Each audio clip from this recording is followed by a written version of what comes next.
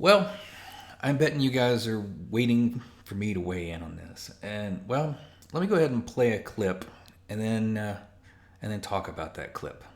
All right, so I owed you guys that I would be here on this last little bit. I have to get ready to go to school. I have a test today that I haven't studied for. I'm going to give it until the 25th for all time zones. I'm going to give God my last heartbeat of faith because he usually, he works at the last moment. So I'm going to give God.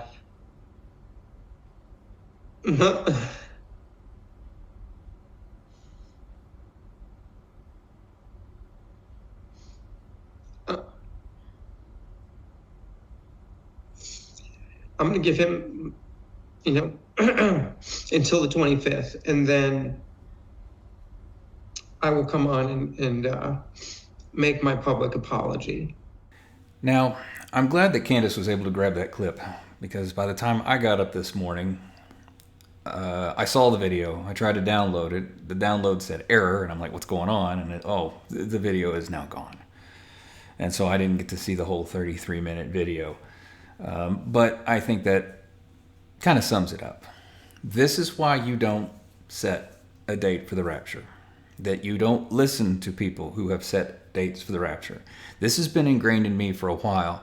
And one of the reasons that I actually started studying the rapture was because I didn't know much about it. It wasn't something that was taught. And so while doing my studies, I never came to a point where I realized that I could set a date for the rapture. I've been online since 2014.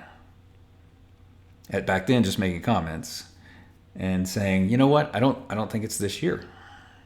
And it's because of things that God has personally shared with me. And I get into that in just a second. But the thing about it is, when you go all in and you say, that's it, this is what happens. People stop doing the things that they need to do. Because if they're wrong, that's funny, I'm sorry. When they are wrong, then they've got to figure out, first off, it's going to be detrimental to their faith because they actually took faith and applied it to this. And then now it's just like the whole worldview can potentially blow up. I've seen it happen before. Somebody believed that September 23rd, 2017 was the date, even though they never overtly stated that it was. And then they just spiraled downhill, and then it put a lot of pressure on the marriage. And so yeah, it's not good. It's not good when you believe a lie. It's at least good that when your lie gets challenged, then it's like, okay, I believe something that was untrue. But you're putting off things that you should be doing. And so no telling how much this is going to set this individual back. Does he end up failing the class or whatever because he did not study for this test? I don't know the details. It doesn't matter. The thing is, there were people, myself, Bruce, Candace, that I know of. If there's anybody else in the community, come find us, that attempted to correct whether or not we tried to make a comment, or we even made videos saying, hey, this thought process is incorrect. And really, the reason that I had made a video in two and a half weeks or so is just because, I would try to correct somebody, and then they would come at me with just terrible information.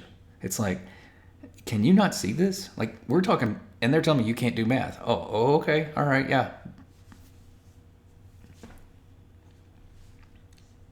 I've just earned my living being able to do math, but okay.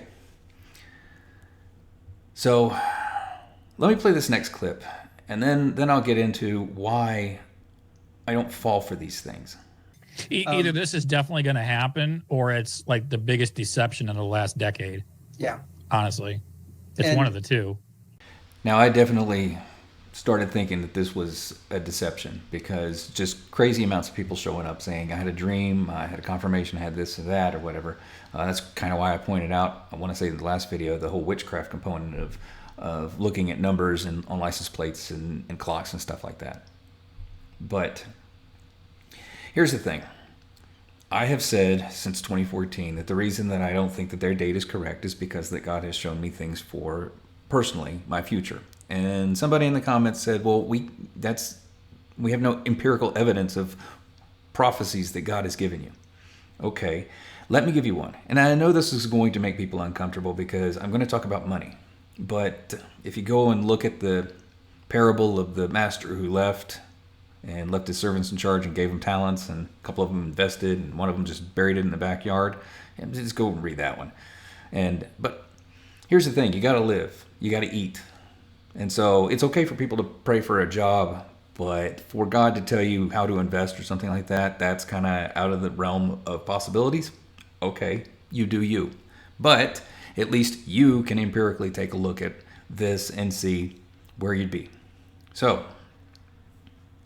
in October of 2023, I felt like that God was pressing on my heart that it was time to go all in on precious metals. In November 11th, 2023, I made a video. I didn't go on and say, thus saith the Lord or anything like that. I'm not going to do that. But I made a logical case for owning precious metals. I also can't give financial advice, so I basically said what I plan to do is buy 400 ounces of silver and 4 ounces of gold. I did deviate from that plan, but I just kind of wing it sometimes. But I figured that quantity should be enough to get people's attention that, if he's willing to go all in, maybe I should look into it, at the very least. Now we'll pause a second. I am not special. God is not a respecter of persons. So if God is not communicating with you, this is something that you probably ought to look into. Because after all, I'm not doing the things that what Paul was doing or the healings and all that kind of stuff that we see going back to some of these. It's just simple God leading my life. And so in this particular situation, from say August of 2020 to when I made that video, there is nothing in the charts that suggests that there was going to be any sort of breakout in precious metals. Gold and silver were just noodling across, not really doing anything. And so when I made that video, silver was 22 and a quarter. Gold was 19.45 an ounce. Today, gold is trading above $3,700 an ounce, and silver is trading above $44 an ounce. So had you invested after I made that video, you would be up over 90%.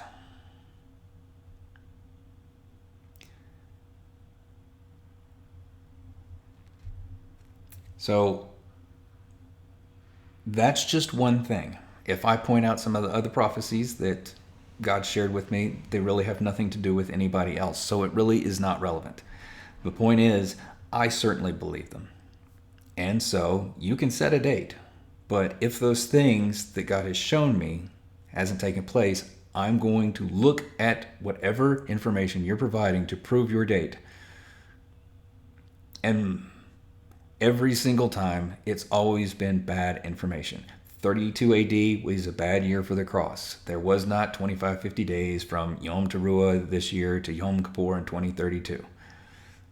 And I saw other people doing really bad math on that, and I was just like, you know what? I'm not worth my time. I'm not doing this.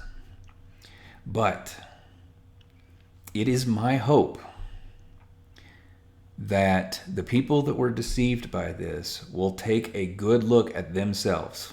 And I already saw one clip from a very foul-mouthed individual that it doesn't seem like he's willing to do that right now, but I hope people will take a good, hard look at themselves and blame themselves instead of the people such as Bruce and Candace, who actually got the brunt of this man's vulgarity.